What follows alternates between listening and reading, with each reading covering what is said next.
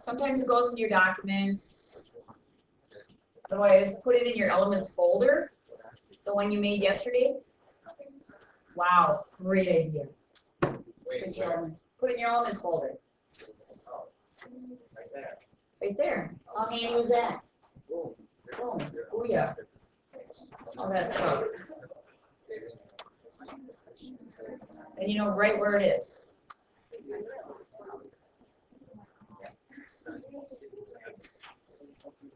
Okay, then I need you to turn off your monitors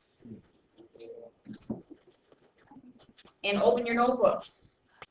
This is where some of you say, oops, don't have one. And just label the top of the page, elements, notes.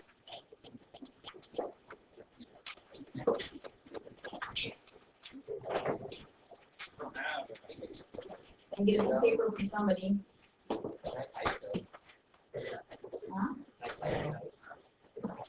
No, because you have your monitor on. Figure out where.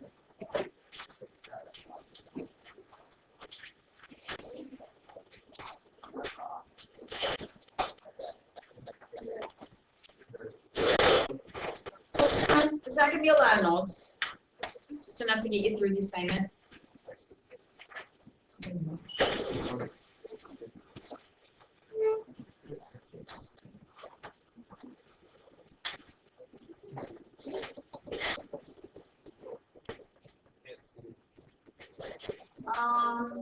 Do we need to turn on one light?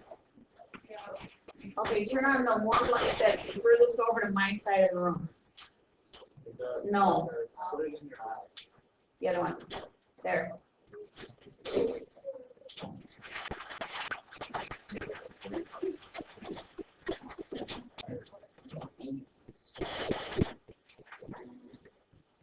So what's going to happen is you're going to have a template that says everything that this PowerPoint says. The only thing that will be missing on that template are the pictures that you're going to see. But you may want to write some notes on what the pictures look like to help you know what you're looking for to put in there. Also, I'm going to give you extra information that may be helpful for you. Between the elements and the composition and the principles, that's the stuff that you guys have been missing in your photography. This is the stuff that's going to make your photography stand out from everybody else's once you get this stuff down. So I'm going to go through each of the concepts, and then I'm going to give you examples, and then hopefully you can see them with the lights on. I haven't done this with the lights on before, so okay. No, it won't let me do it. Let's look at this. Okay, so line. These are the elements of art up here. Just like in chemistry and in many other subjects, you have some basic elements that you work with. Without those elements, it's like the basic building blocks of any subject area. So the elements in art are line, color, texture, value, space, shape, and form. And we're going to go through each of them and how they apply to photography. And so if you're ever looking for them, they're right up here. If you ever take more than one of these elements and put them together, they can create the principles down there. And so if you look at balance and some of those other principles down there, you'll see that within there, there's the elements. So you can't have the principles without the elements. Okay? All right, so the first one is line. And the definition will be in this PowerPoint that you're looking at. So a line is an element of art which refers to a continuous mark made on a surface by a moving point. It's really hard to describe line. If I would have not told you the definition and you would have had to say, if I would have said define line, that would have been a hard one because you always want to say, well, it's a line. Well, you can't say line, so then what? Two points connected together. 2 points connected together. The mark. I'm making a mark. Okay. Sydney.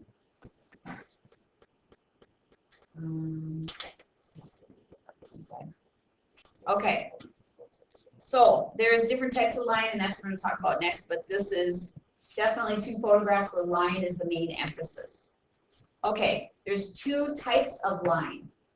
There's real line and there's implied line. you go down the highway and you see the solid lines, those are real lines. If you see the dashed lines, those are implied lines. There's an implication when you're driving that you shouldn't cross that unless there's certain rules that are followed. So it's definitely in your mind, you're actually filling in that line to make it a line. So in this picture right here, we have some real lines with the lines on the boards. Those are real lines. The railroad track lines, this line in the horizon. But then there's some implied lines. Implied lines are where there's a bunch of the same things in a row, sometimes not the same things, but they're in a row and they imply there's a line of seagulls. Or here's a line of lights in the distance. Or here is a line of snails. It doesn't really make a line, it's an implied line. But there are two types of lines. Okay. So in your photography, when you're looking for these pictures, you're looking for real lines and you're going to look for implied lines. Okay, now in the category of line, obviously there's different types of line, and this line is the straight line. So you've got straight lines, and then you've got curved lines. Now in here, if you look at this picture, here is a curved line here, the shadow is a curved line, the horizon is a straight line, here's a curved line up here, there's a ton of lines in here, here's a curved line here, and then an implied line would be where? I don't know if you can see it in the back, but in the front you might be able to. What's an implied line in this picture? The poles on this fence. Each of those poles. And then the shadows that poles create an implied line too. So you could analyze a whole picture like this, if it's got shadows and reflections and all that, and find all kinds of lines, implied or real lines. Okay, so that's the curved line. Then there's horizontal lines. Between horizontal, vertical, and diagonal lines, you have kind of this suggestion of different types of moves. And when you have the horizontal line, it's like this. That assumes something is resting. Think of this as a human being. The line is a human being. If you are like this, chances are you're either dead or you're resting. Okay? Now, the next line would be the vertical line. And that is somewhat at rest, but that's not movement. There's no movement there. The only ones in this forest here that look like there's movement are the ones that are slightly diagonal. All the other ones, if they're straight up and down, there's no movement involved. In our minds, there's no movement. Now, in diagonal lines, that's where the movement comes in. So if you're an artist and you want to create a really somber atmosphere, calm, that type of thing, this is the type of picture you would take, or even this one. But if you want to create a party mood, things are happening, then you're going to put diagonal lines in. Okay, so this is an impending motion. You know that if a human being is standing there, like Michael Jackson, okay, I don't know how you did that, but he did this thing. You know what I'm talking about. Yeah, things in his heels that stuck in the ground. But anyway, when he was like that, we were like, whoa, is he gonna fall? Or can he get back up? And it was like, made us wonder, and it's kind of exciting, and you know, it was something new. How did he do that? Are his ankles that strong? All these questions go through your mind. So it's an impending, something's about to happen, something's going to happen. And that's the psychology behind the diagonal line. Then there's a combination of lines. So this has got curves, straight, implied lines, horizontal lines, vertical lines, lines coming right up at us, all kinds of lines. Okay, shape. The shape is flat. Some people get shape and form mixed up, and I'm hopefully going to clear that up now. A shape is flat. If it's a flat circle, a flat square, a flat anything, that's a shape. Isn't it? I can hear the seams. It's an enclosed flat space defined by another element of art. So what other element of art is defining that red shape? The white line. Yep. So the white line is going all the way around the stop sign. That's enclosing that space, and that's creating that shape. Okay. So here's shape, real versus implied. These are wrong. These should be reversed. Okay, so this is actually an implied shape by the rock forming around an area and enclosing that space in there. That's creating an implied shape. The starfish is a real shape. So that's the difference between those, and these are mixed up. I have to fix those. Okay, so there's implied shapes and real shapes. Then there's geometric shapes. These are shapes that have names. So if you can look at something and say, oh, that's a circle, or that's a cone, or that's a whatever, anything that you can put a name to, that's probably a geometric shape. If you look at a shape and go, that's a blob, then it's going to be organic, like this. Now you could probably fit some geometric shapes into there. You could probably say, okay, there might be an oval if you flatten out those leaves or those petals. There might be a circle with a triangle at the top. You know, you might be able to fit some, but if you're looking at the whole shape as one individual shape, it's going to be organic. Organic generally are things in nature. So we are organic shapes.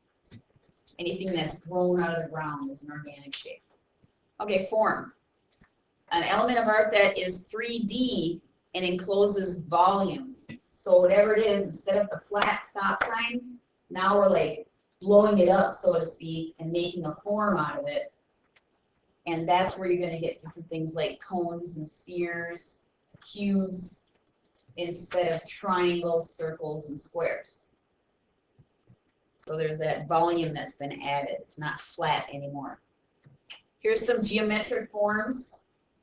It's hard to see with the lights on, but that would be some buildings. And you know that there's space inside of those buildings because you've been in some of those buildings. Not those necessarily. Here's organic forms. So these are forms. There's something in them. What's in them? Guts and skeletons. So they're not empty and they're not flat. Okay, value. Value describes the lightness or darkness of a color. It's needed to express volume. Find a good black and white with values photograph.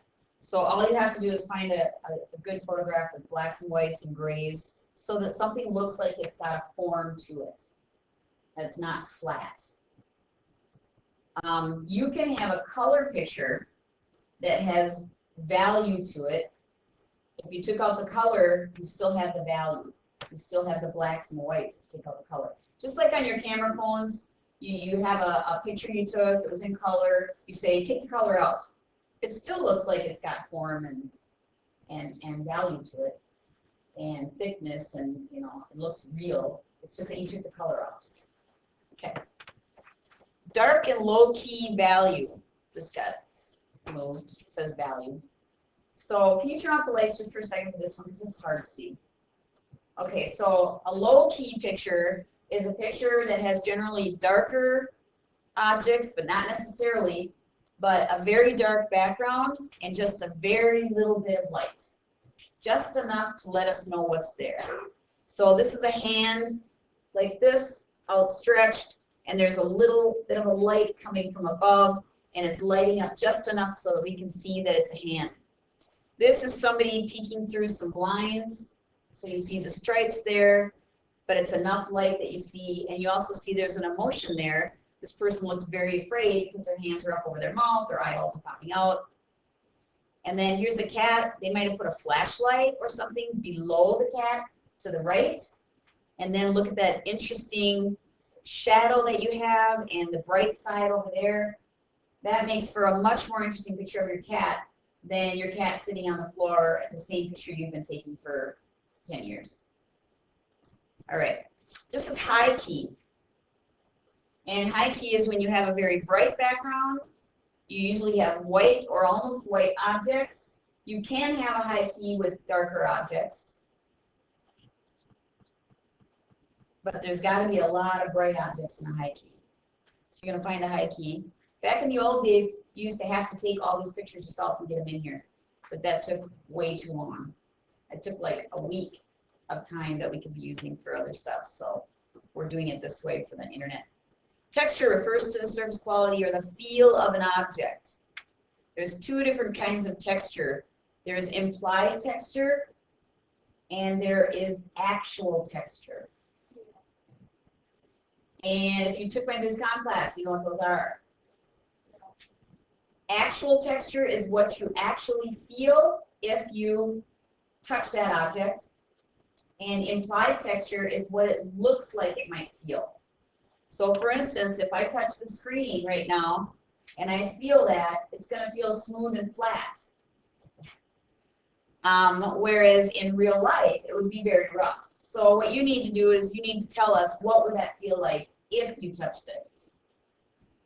And you need 3 texture examples, 1 on each slide so you can make it as big as possible. And then there's space, the final frontier. Did I get that? Okay, that's good. Refers to the distance or area between, around, above, or within objects. There's positive and negative space. So this is kind of a weird, hard concept to understand. I had difficulty with it for a long time. So someone finally explained it to me. So I'll try to explain to you where you can understand it, not to look at the rest of it. Positive and negative space. You always think of space is space. Not that something can be there in its space. So what you have to look at is something is taking up space. So anything that says positive space, that means it's an object taking space up. The negative space is everything in between and around and above and below and all that stuff. So the positive space is actually something, an object of some sort, that's taking space up. So it's still considered space, it's just that it's filled space. Whereas the negative space is where there is nothing there. Now, if you look at this picture, what would the positive space be? The trees, okay? Now, what was interesting we looked at last hour is if you took the trees away, what would the positive space be? The clouds. So it kind of changes your perspective of what is positive space and what is negative space. Okay, what's the positive space on this one? The Ferris wheel. And then where's the negative space? Is the negative space just over here? It's back over here and here and here and in here and here and here and all these little places where you can see the sky. Okay, next one, positive space. Where is it? Okay, the rock, the hill, all the grassy part over here, the negative space in between. Again, if you took away this and you just had the clouds and the sky, the positive space would be the clouds. So you're going to need 3 pictures that represent positive and negative space. All right, color. The element referring to the perception of light by the human eye. And the brain, human eye and brain separated into categories such as red, yellow, blue, and others. And so it's basically how light is reflected off of something, and that's how we see it. Animals see it different. They have different parts and things in their eyes that detect different types of lights. Okay, we think ours is more sophisticated because we feel like we can see more colors. So you're going to have your primary colors. These are just like primary education, secondary education, primary colors, secondary colors. These are the primary, which are red, blue, and yellow. Why do you think they call them primary?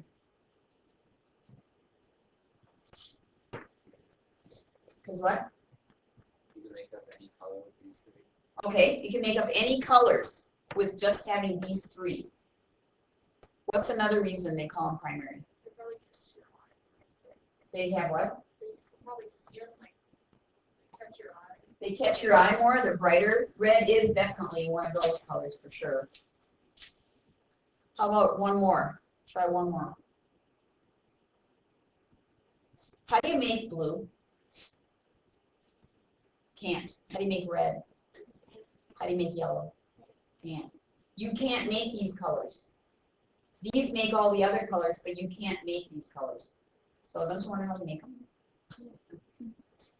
Okay, all right. So these are, that's why they call them the primary. The secondaries are when you do what? You mix the primaries. So you mix two primaries, you get a secondary. Two other primaries, you get a secondary. Two other primaries, you get a secondary. You mix those other two primaries, you get some secondaries. So a lot of times they'll do different color schemes for rooms, like decorators will. They'll go into primary color scheme, secondary color scheme, and the next one, which would be analogous color scheme. So this one happens to be orange, purple, green, but there are some others. All right, analogous. Colors that are next to each other on the color wheel. And you've seen the color wheel. You can pull up a color wheel on your phone. So any colors, I think it's 3 to 5 colors. One of the definitions is 3 to 5 colors on a color wheel next to each other. So you're going to find a picture with analogous colors. Now, if you really get stuck, which I hope you don't, because it's right there on the internet, if you pick warm colors or cool colors, those are analogous. Warm color scheme is analogous, and the cool color scheme is analogous. But we're doing those anyway, so I'd rather have you not do them 2 in a row. So here's the warm color schemes. You get a feeling of warmth, the sun, relaxation, whatever you personally feel when you think of warmth. So you're going to need warm colors, and then you're going to need a cool color one. Blues, greens, and purples. Cool colors. There's a few other ones in there, but the majority needs to be blues, greens, and purples.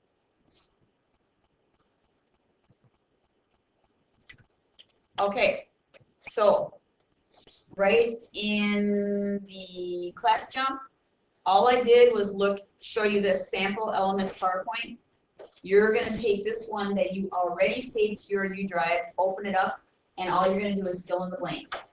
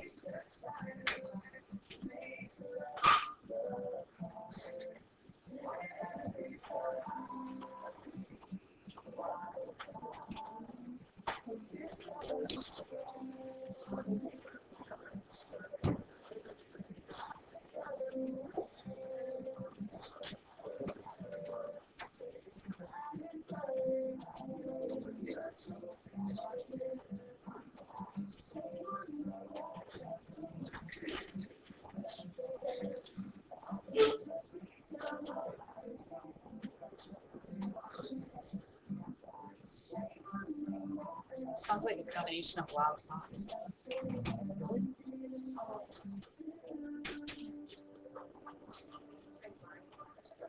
I like pentatonics. Pentatonics. It's all a cappella. But I think they combined a bunch of songs.